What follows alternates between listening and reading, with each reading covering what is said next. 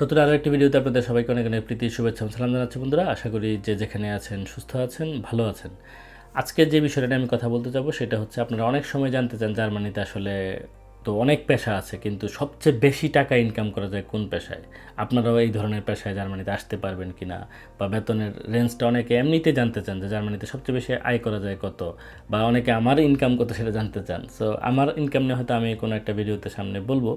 তো যেটা বলছিলাম যে আজকের বিষয়টা হচ্ছে জার্মানিতে 10 বেস্ট পেইড যে জব আছে সেইটা নিয়ে কথা বলা। আমি ডেসক্রিপশন বক্সে হয়তো আরও বেশি দিয়ে রাখবো, 25টার মতো দিয়ে রাখবো একটা তালিকা, একটা ব্লগ পোস্ট। তাহলে যেটা হবে, আপনারা আরও ডিটেলস একদম ধরে ধরে দেখতে পারবেন। আর এই ভিডিওতে আমি কথা বলবো মূলত 10টা নিয়ে, যেন আমি ভিডিওটা খুব তাড়াতাড়ি শেষ করতে পারি। এই জন্য আমি 10টা নিয়ে কথা বলবো। আর যেটা বললাম যে আরও ডিটেলস আরও বেশি, সেটা ডেসক্রিপশন বক্সে আমি দিয়ে রাখবো, আপনারা সেটা পরে দেখে নিতে পারবেন। এটা হচ্ছে মোটামুটি 2024 সাল, মানে এই বছরের সর্বশেষ হিসাব আর কি। তো একটা অ্যাভারেজ হিসাব, এটা তো ফিক্সড কোনো ব্যাপার না, কারণ এক একজনের স্যালারি এক এক রকম, এক একজনের অভিজ্ঞতা এক এক রকম না, এগুলোর উপর নির্ভর করে। কিন্তু একটা রেঞ্জ বা একটা মানে অ্যাভারেজ স্যালারি, সেটার আপনারা ধারণাটা মোটামুটি পেয়ে যাবেন, এবং জেনে আশ্চর্য হবেন যে মানে কী পরিমাণ ইনকাম মানুষ করে বাংলাদেশের সঙ্গে যদি আপনি জার্মানির মানে পার্থক্য বা তুলনাটা করেন। আবার কোনো কোনো ক্ষেত্রে কেউ কেউ কমও করেন। আমি বর্ণনা ভিডিওটার মধ্যে দিব, আপনারা পুরো ভিডিওটা দেখলে আমার দৃঢ় বিশ্বাস অনেক ভালো লাগবে আপনাদের। তো চলুন কথা না বাড়িয়ে মূল বিষয়ে চলে যাই। আমাদের তালিকায় প্রথমে আছে হচ্ছে আপনার মেডিকেল অ্যাডভাইজার। আপনারা জানেন মেডিকেল অ্যাডভাইজারের কাজগুলোকে আমি সেই পেশাগত বর্ণনার দিকে না যেয়ে আমি শুধু অ্যামাউন্ট আপনাদেরকে বলি এবং অ্যাভারেজ স্যালারিটা আপনাদেরকে একটু জানাই। আপনারা দেখতে পাচ্ছেন স্ক্রিনে, যেটা হচ্ছে annual gross salary. Annual gross স্যালারিতে আপনি নিশ্চয়ই বুঝেন, সেটা হচ্ছে বাৎসরিক মোট বেতন, ঠিক আছে, মানে ট্যাক্স না কেটে। এখন আপনারা আবার জিজ্ঞেস করবেন যে ভাই ট্যাক্স কত টাকা, সেটা তো না বললে হবে না, এত এত বেতন বলে লাভ কি। ট্যাক্স ডেফিনেটলি এই ধরনের হাই পেইড জবগুলোতে অনেক কাটে। ট্যাক্স নিয়ে আমার একটা ইন্ডিভিজুয়াল ভিডিও আছে, আপনারা যদি সেই ভিডিওটা দেখে আসেন তাহলে একদম সম্মুখ একটা ধারণা পাবেন। কারণ কি, ট্যাক্স ছাড়া আমি বলতে পারবো না, এই কারণে ট্যাক্স কিন্তু ফিক্সড না, এক একজনের ট্যাক্স এক এক রকম। জার্মানিতে 6টা ট্যাক্স ক্লাস আছে, মানে স্টয়ার ক্লাসে আইন, সোয়াই, দ্রাই, ফিয়ার, পুন, জেক্স। ধরেন যে যার বউ বাচ্চা আছে তার ট্যাক্স এক ধরনের, যাদের বয়স 30-এর উপরে 25, 28, 40 পার্থক্য হয়, ঠিক আছে। সো কোনো কিছু ফিক্স না। যারা মুসলিম তাদের হয়তো একটু ট্যাক্স কম দিতে হয়। কেন? কারণ এখানে একটা ট্যাক্স আছে, যারা খ্রিস্টান তাদেরকে ওইটা খ্রিস্টান স্টয়ার বলে আর কি। মানে আমার উচ্চারণ তো এত ভালো হওয়ার কোনো কারণ নাই। মানে চার্চের একটা ট্যাক্স আছে, সেটাও কিন্তু বেশ ভালো বড় একটা অ্যামাউন্ট। আমার এক কলিগ বলছিলেন যে তার সম্ভবত প্রতি মাসে 80 ইউরোর মতো ট্যাক্স দিয়ে ফেলে। দেখেন প্রায় 10-12 হাজার টাকা প্রতি মাসে তাকে শুধু মানে চার্চের জন্য দিয়ে দিতে হয়। আপনারা চিন্তা করতে পারেন যে কী পরিমাণ এক্সপেন্সিভ, ঠিক না? তো যাই হোক, আমি ওই ট্যাক্সের বিষয়ে যাচ্ছি না। যেটা বললাম যে আমার একটা ইন্ডিভিজুয়াল ভিডিও আছে, আপনার চ্যানেলে একটু খুঁজে দেখে নেবেন, অথবা আমি ডিসক্রিপশন বক্সে লিঙ্ক দেওয়ার চেষ্টা করব। সো বিষয় যেটা দাঁড়াচ্ছে, এই মেডিকেল অ্যাডভাইজারদের বাৎসরিক গ্রস স্যালারি বা মোট বেতন হচ্ছে আপনার 60,600 থেকে 1,39,900 ইউরো। তার মানে দাঁড়াচ্ছে হচ্ছে আপনার বাংলা টাকায় আজকের বাজার দর অনুযায়ী কমপক্ষে 130 করে আপনি গুণ দিবেন, যে অ্যামাউন্টটা দেখতে পাচ্ছেন স্ক্রিনে, 60,600 থেকে 1,39,900 ইউরো। সেটাকে আপনি 130 টাকা দিয়ে গুণ দিলে যে অ্যামাউন্টটা দাঁড়াবে সেটা হচ্ছে মানে বাৎসরিক মোট বেতন, এবং এটাকে আপনার 12 দিয়ে আবার ভাগ করলে মান্থলি বেতনটা দাঁড়াবে, ঠিক আছে। তো এটার অ্যাভারেজ বেতনটা আসলে কত? এখানে তো যেটা বললাম যে জুনিয়র মেডিকেল অ্যাডভাইজার আছে, সিনিয়র আছে, মিড লেভেলের আছে। সো অ্যাভারেজ যেটা দাঁড়াচ্ছে সেটা হচ্ছে 85,400-র মতো আর কি, ঠিক আছে। তো আপনারা বুঝতে পারছেন 85 মানে 7-12-84 মাসে মোটামুটি 7,000-এর মতো। এর মধ্যে থেকে আপনার ট্যাক্স কাটে জার্মানিতে আপনার 20-25 থেকে শুরু করে 43% পর্যন্ত ট্যাক্স কাটতে পারে, ঠিক আছে। যেটা বললাম যে সে মেরিড কিনা, বাচ্চা আছে কিনা, তারপরে বয়স কত, হ্যাঁ, নানান ব্যাপার স্যাপার আছে ট্যাক্সের যেই ক্লাসটা নির্ধারণ হয়। সো এটা ফিক্সড করে বলা যাবে না সে অ্যামাউন্ট কত পাবে। আপনারা মোটামুটি রাফলি ধরে রাখেন 7,000 ইউরো যদি গড়ে কেউ বেতন পায়, আপনি ধরেন যে মোটামুটি 5,000 5,500 মতো একটা অ্যামাউন্ট সে পাবে, মানে অ্যারাউন্ড 5,000 তার ব্যাংকে ঢুকবে, ঠিক আছে। তো আপনারা জেনে গেলেন নাম্বার 1 হচ্ছে মেডিকেল অ্যাডভাইজারের বিষয়টা বললাম। এরপরেই যেটা আছে ডক্টরদের বিষয়টা, ডাক্তারদের। আপনারা জানেন যে পৃথিবীর সব দেশের ডাক্তাররা বেশ ভালো ইনকাম করে, কিন্তু বাংলাদেশের সঙ্গে যদি আমি কম্পেয়ার করি, মানে একজন মিড লেভেলের বা একটু সিনিয়র লেভেলের ডাক্তাররা কিন্তু বাংলাদেশে ইভেন জার্মানির অনেক ডাক্তারের চেয়ে বেশি ইনকাম করে, এটা আমার ধারণা আর কি। কারণ তারা নানান খাত থেকে ইনকাম করে, চাকরি করে, তারপরে কনসালটেন্ট হয় বিভিন্ন হাসপাতালে, তারপরে মানে দিন রাত রোগী দেখে। আপনারা জানেন একজন স্পেশালিস্টের মানে 5 মিনিটের ভিজিট কত, আমার আর বলার কোনো অপেক্ষা রাখে না। তো জার্মানিতে ওই তুলনায় আসলে বেতন বেশি না ডাক্তারদের, কারণ এখানে ওই বিকালবেলা সকালবেলা চেম্বার করার কোনো সুযোগ নাই, মানে ফিক্সড টাইমে ওরা চাকরি করে এবং সারাদিনে যত সমস্যায় হোক না কেন রুগী কিন্তু ওরা ফিক্স দেখে, তাদের চেম্বার আছে আর যারা চাকরি করে না কিন্তু চেম্বার চালায়, সেখানেও কিন্তু তারা কয়েকটা রুগী দেখে আসলে। হ্যাঁ, মানে সারাদিন যে বসে বসে রুগী দেখবে অথবা শত শত রুগী দেখবে কোনোভাবেই তা না, মানে ওই প্রত্যেকটা রুগীর জন্য সমান টাইম তারা রাখে। যাই হোক, তো সেই ক্ষেত্রে হিসাব করতে গেলে জার্মানিতে ডাক্তারদের ইনকাম খুব বেশি না, অ্যাভারেজ ইনকাম হচ্ছে 83,800 ইউরো। তার মানে হচ্ছে ওই যে আমি বললাম যে 7-12-84, আপনি যদি 7,000 করে ধরেন মান্থলি বেতন বা ইনকাম, বছরে হচ্ছে আপনার 84,000-এর মতো। আর জুনিয়র ডাক্তারদের ইনকামটা আপনারা দেখতে পাচ্ছেন যে 44,000 মানে মিনিমাম। আর অন্য অনেক যারা সিনিয়র ডাক্তার আছেন তাদের ইনকাম, যেমন আমার যিনি বাড়িওয়ালা ছিলেন তার কিন্তু অনেক ইনকাম হতো, কারণ তার নিজের চেম্বার, তিনি প্রচুর রুগী দেখতেন, আমার বাসায়ও যেতেন মানে অন কলে আর কি, ডায়াবেটিসের উনি স্পেশালিস্ট। সো উনি বাসায় গিয়ে অনেক সময় করতেন, কলে যেতেন আগে। সো সেখানে তো অনেক টাকা বিল আসে আপনারা জানেন। তো দেখতে পাচ্ছেন আমরা 1,38,900 বা 1,39,000-এর মতো সর্বোচ্চ ইনকাম করতে পারে ডাক্তার। তার মানে হচ্ছে প্রায় 1.5 কোটি টাকা বছরে ইনকাম করে। হ্যাঁ, তো ডাক্তারদের এখানে লাইফস্টাইলটা আপনারা বুঝতে পারছেন, ইনকামও যেমন খরচও তেমন আছে। 7,000 ইউরো আসলে জার্মানির বাস্তবতা অনেক বড় টাকা না, কারণ তাদের জীবনটাও নর্মাল মানে জীবনে আসলে, কারণ কেটে কুটে ওই 5,000 ইউরো পেলে একজন ডাক্তারের ফ্যামিলি থাকলে, বাসা গাড়ি এগুলো থাকলে আসলে অনেক বড় একটা অ্যামাউন্ট না আসলে।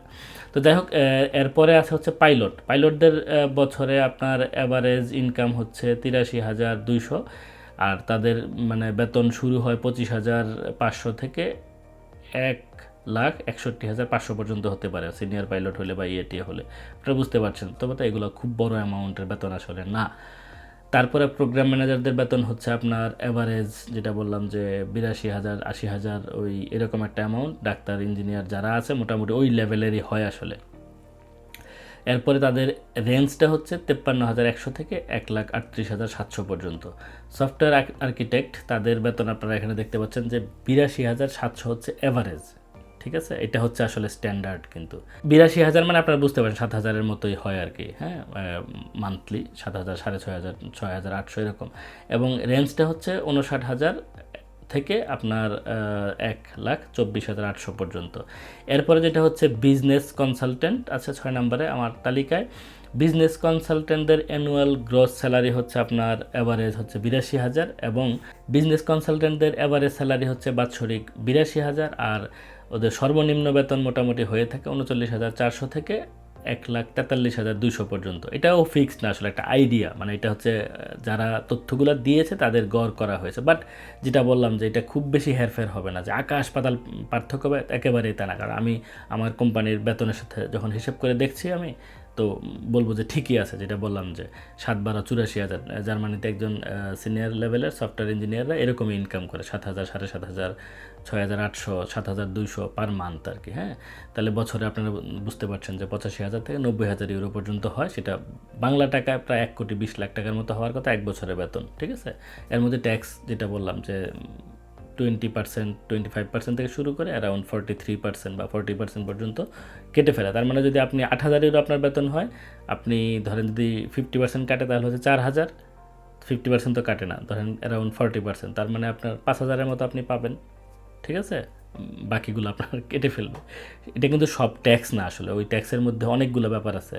ওই যেটা বললাম চার্জ, তারপরে হেলথ ইন্স্যুরেন্স, পেনশন, তারপরে হচ্ছে আপনার এই যে বার্ধক্যকালীন কিছু আছে, ওই যে সেবা শুশ্রূষা করে না, সেটারও একটা আলাদা পেনশন আছে আর কি। হ্যাঁ, নানান ধরনের পেনশনের ওই ইয়েগুলো আছে, কি বলে ইন্স্যুরেন্সগুলো আছে ওইটার ভিতরে, ওই যেটা কাটে টাকাটা। শুধু ট্যাক্স বললে ভুল হবে। আর অনেকে অনেক সময় আপনারা জানতে চান যে এই ট্যাক্সের টাকাটা ফেরত আসবে কিনা। ট্যাক্সের টাকা ফেরত আসার কোনো ব্যাপার নাই, এবং হেলথ ইন্স্যুরেন্স যেটা, সেটা আপনার কোনো সমস্যা হলে আপনার সেটা কাভার করছে। সো সেটা এক অর্থে ফেরত আপনারা বলতে পারেন, কিন্তু ট্যাক্স আসলে কোনো ফেরত আসে না। বাংলাদেশে কি আপনি ট্যাক্স দেন ফেরত আসে না?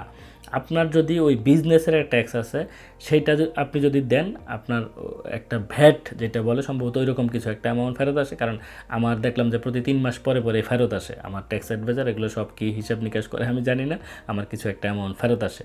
সো সেটা কিন্তু আবার ট্যাক্স ফেরত না, সম্ভবত ওই যে ভ্যাটটা আমার খরচ হয় 19%, সেটার কোনো একটা অ্যামাউন্ট ফেরত আসে। খুবই জটিল, আমি ওই দিকে যাচ্ছি না, কারণ ওই যে দুষ্টু লোকটা ট্যাক্স অ্যাডভাইজার তার ইনকামও কিন্তু অনেক বেশি। আমি আসছি এর পরের ইয়েতে।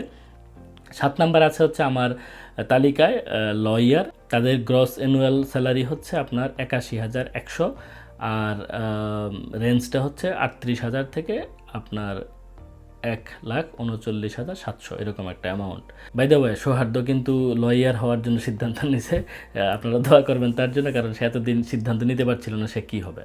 তার অনেক সময় বাকি এখনও, মানে সে তো মাত্র এই বছর ক্লাস 8-এ উঠবে, বাট সে অ্যাটলিস্ট একটা সিদ্ধান্ত নিতে পারছে এতদিন ধরে চিন্তা ভাবনা করে। এটা বলো আবার সিদ্ধান্ত চেঞ্জ হয়ে যায় কিনা জানি না, বাট জার্মানিতে লয়াররা ধরেন বেশ ডিসেন্ট একটা জীবন যাপন করে। হয়তো ইনকাম যেটা বললাম যে বাংলাদেশে অনেকে অনেক বেশি ইনকাম করে, কিন্তু জার্মানিতে সবারই ইনকাম একটা মিনিমাম ধরনের, কিন্তু এখানে ডাক্তাররা লয়াররা খুব সুন্দর একটা জীবন যাপন করে। হ্যাঁ, বাংলাদেশের মতো হুলুস্থুল জীবন এখানে নাই, খুব ছিমছাম একটা জীবন যাপন করতে পারে সবাই, ঠিক আছে।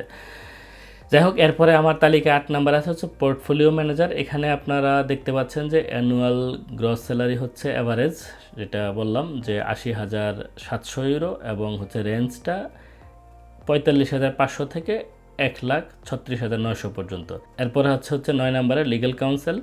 এদের গ্রস স্যালারিটা হচ্ছে বাৎসরিক অ্যাভারেজ 80,100, এবং রেঞ্জটা হচ্ছে এদের 51,200 থেকে 1,25,500 পর্যন্ত।